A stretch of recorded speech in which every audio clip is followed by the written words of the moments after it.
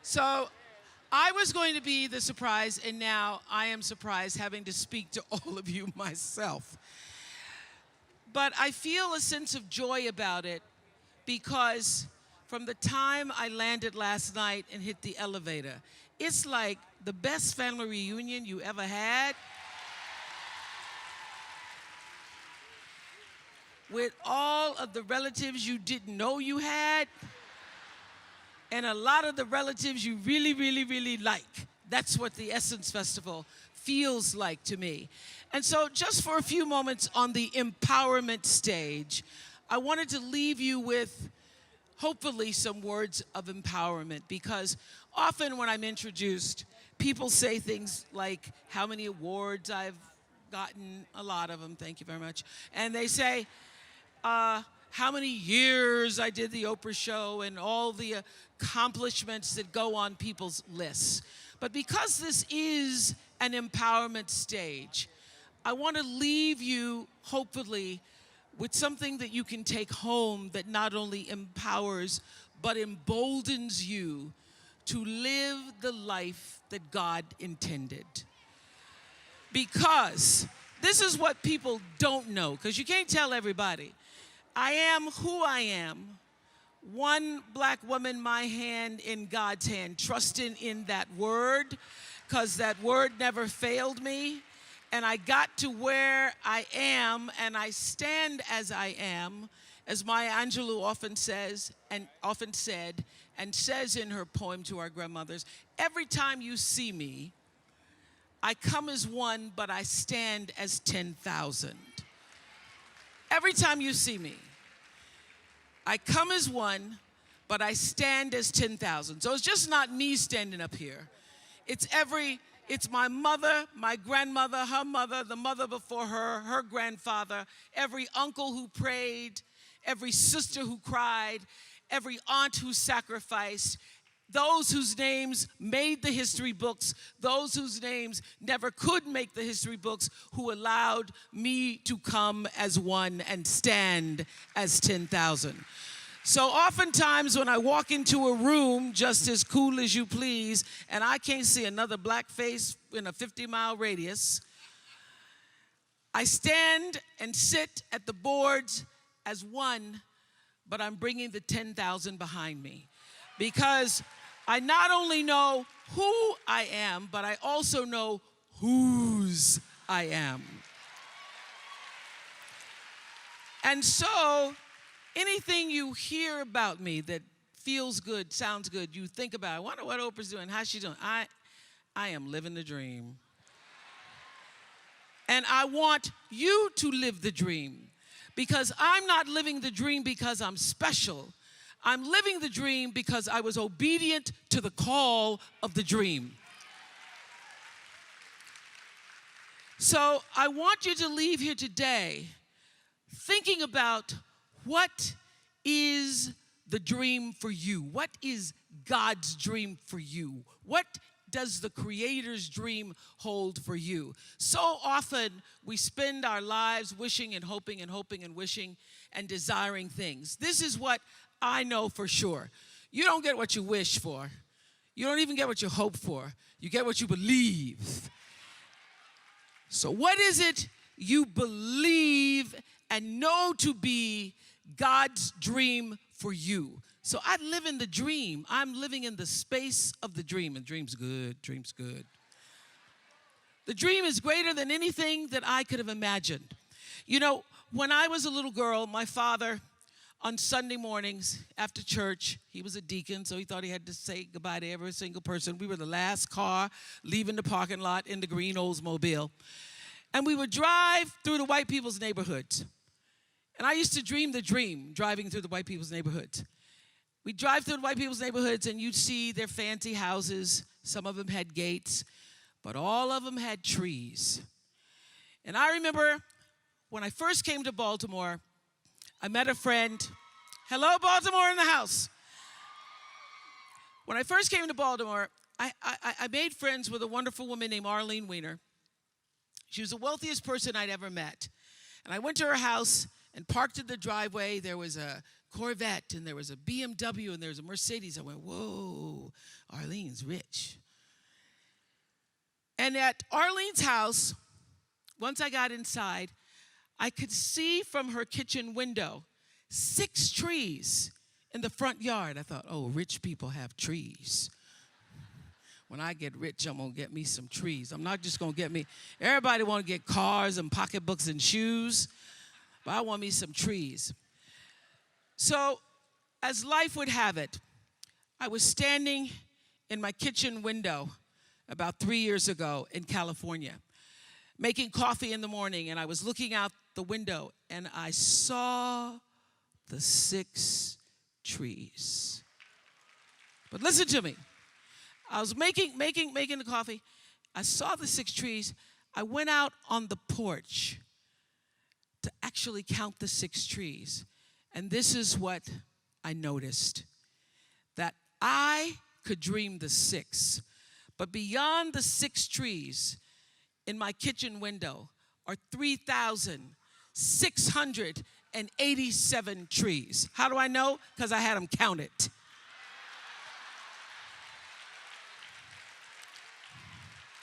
I had them counted. Because I said, I want to know how many trees out there. I dreamed the 6. That's as much as my small mind and my imagination could hold for myself. I dreamed the 6, but God can see beyond the 6.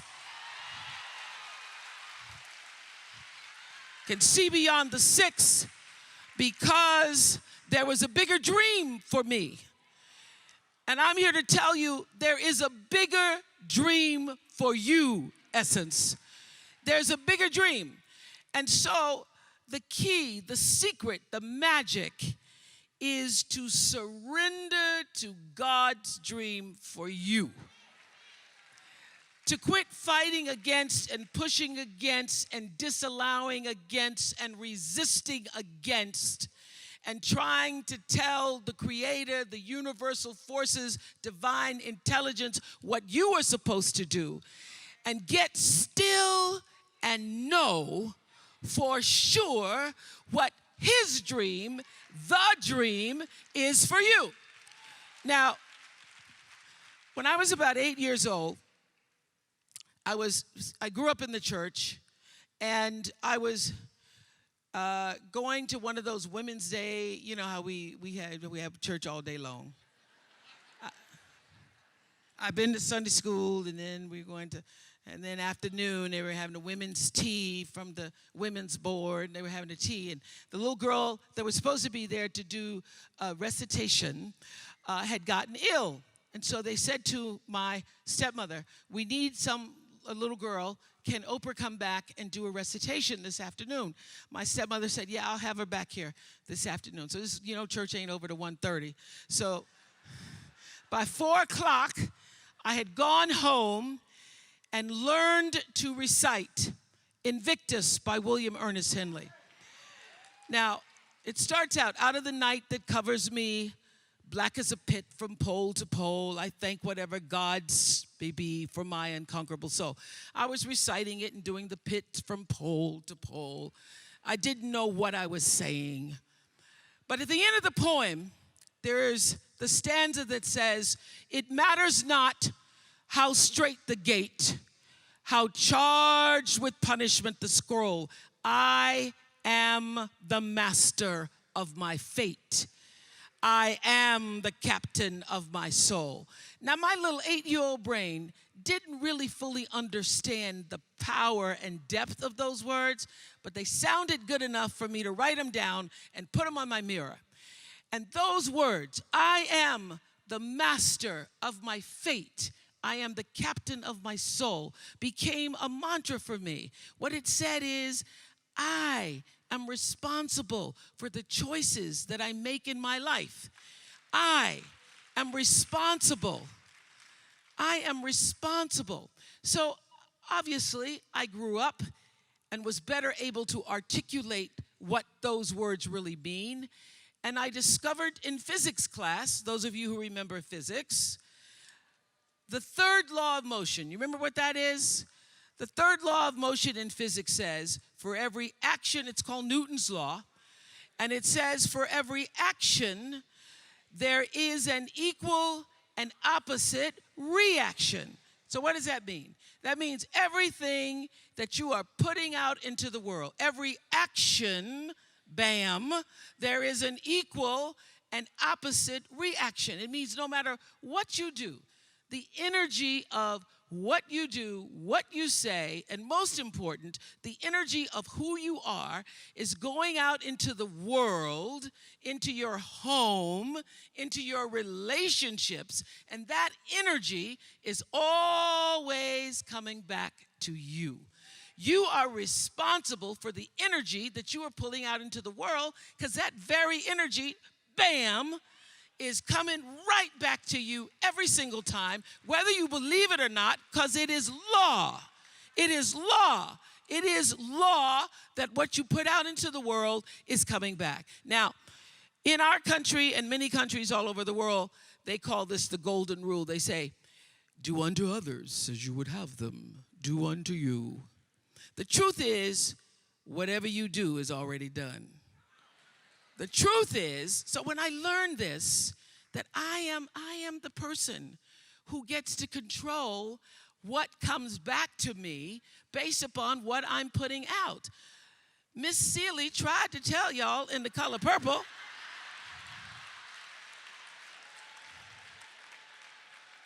Miss Seeley said it best. Roll Seeley for me. I knocked you up on. Everything you've done to me, already done to you.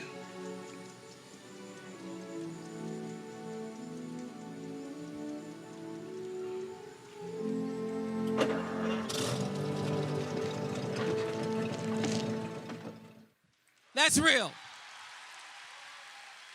That's law.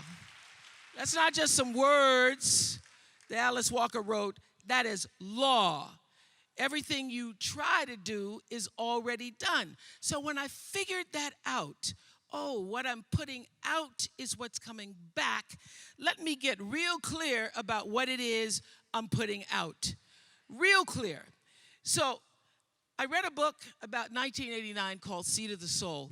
And in that book, Gary Zukav talked about the laws of karma, of the laws of cause and effect, the third law of motion. And in that book, he talked about how intention, your intention is always one with the law. Meaning, before you even think about a thing, you have an intention for the thing. And that the intention is going to determine the outcome. That's why the same people can go to the same church service and somebody walk down the aisle just to be seen to put some money in the church, and somebody else who just goes and just has a little bit to offer. The intention with which you give, the intention with which you serve determines the outcome. So when I figured that out, I went, whoa. I changed everything I did on my show. I called in the producers and I said, from this day forward, I will no longer be speaking to the KKK. I will no longer be speaking to people who are fighting each other in a way that it is damaging to the character of myself and other people who watch. From this day forward, I am only going to do intentional television. And they're like, how are we going to do that and still win? The reason we remain number one for 25 straight years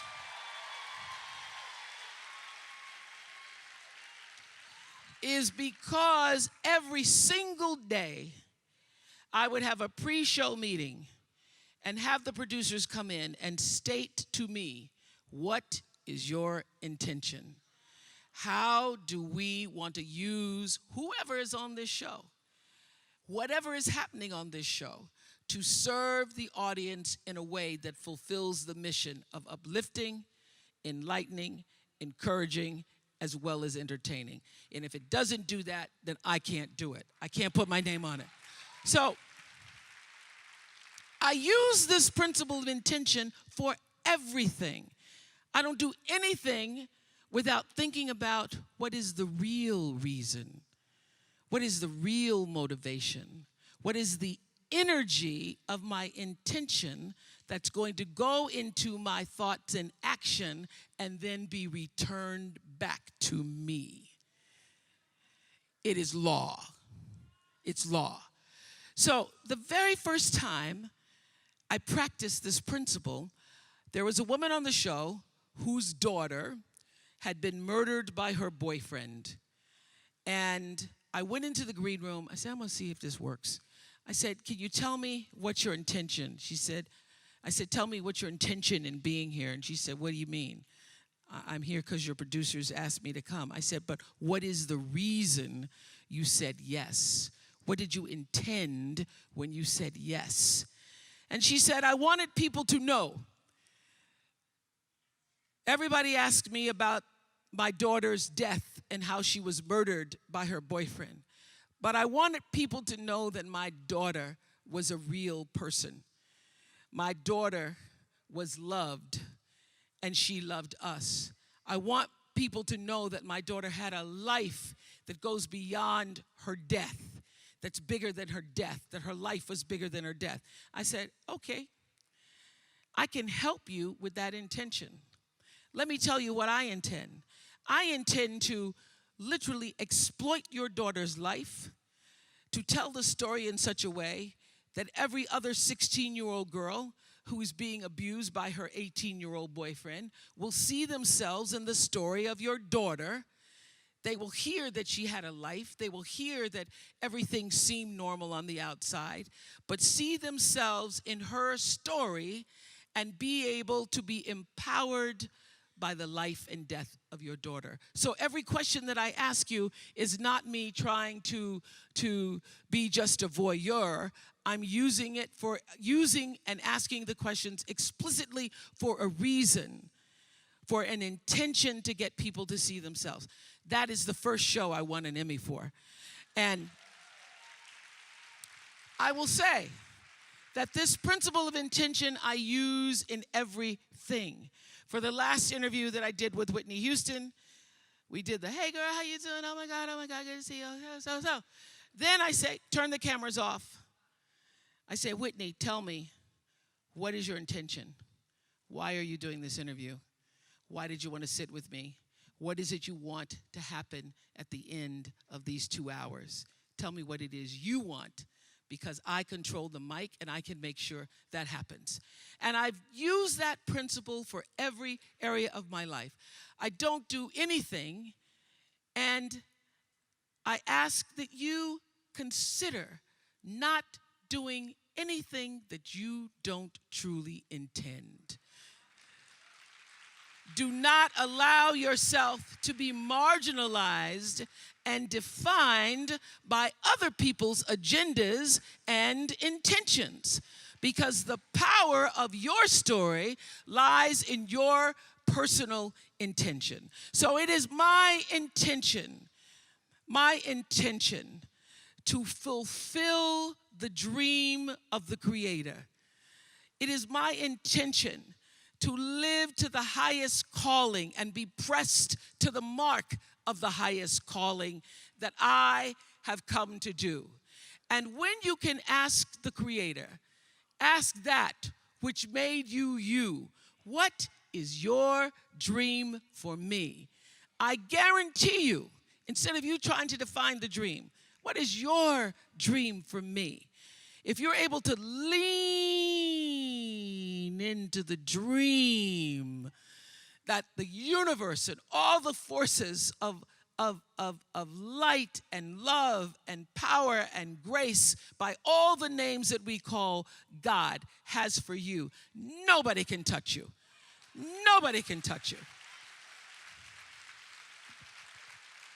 That is the power of your phenomenon. Now, everybody works hard, and everybody has their own dreams. There was a time where I used to spend a lot of energy wanting things, wanting things. Of course, it's easy for me to say, oh, things don't define you because I got a lot of things. Things are nice. I like them. But this is what I learned. When you can surrender to the dream, you get to live in the space of the higher power. You get to live in the space that you purposefully have come to earth to claim for yourself.